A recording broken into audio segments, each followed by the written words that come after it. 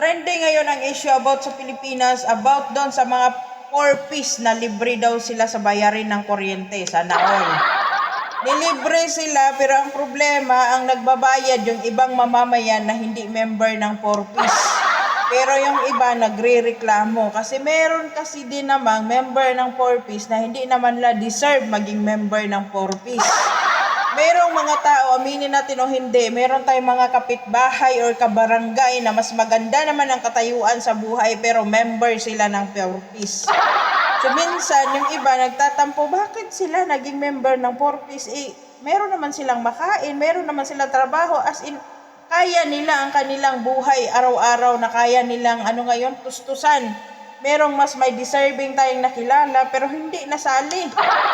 Kaya ang sabi ng mga iba, yung nagbabayad doon sa bill ng kuryente, na hindi naman sila nagre-reklamo about doon sa pagiging libre ng mga member ng 4-piece. Pero ang problema, meron kasing mga members na hindi naman talaga nila deserve maging member ng 4-piece. Kasi alam nyo kung bakit. Yung iba nagsusugal. Yung iba inaasa na lang talaga yung ayuda, hindi na naghahanap buhay. Meron pa tayong napanood, kulang daw sa kanya 1 week yung 8K. Ay sana all, kahit nga siguro 1,000 pagkakasyahin mo yung 1K sa loob ng 1 week Kasi libre yun, di ba? Wala kang ibang trabaho, di pagtsatsagaan mo talaga yung magkasya. Pero yung mga ibang member ng 4-piece, namimihasa.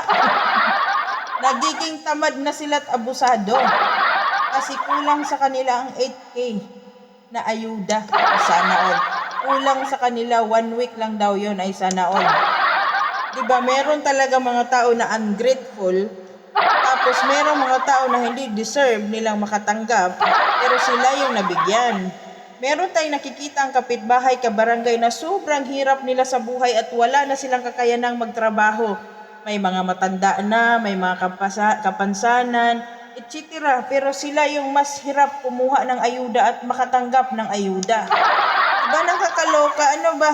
Kung gusto nyong magbigay, okay naman, hindi magrereklamo yung iba na pinabayaran sa kanila.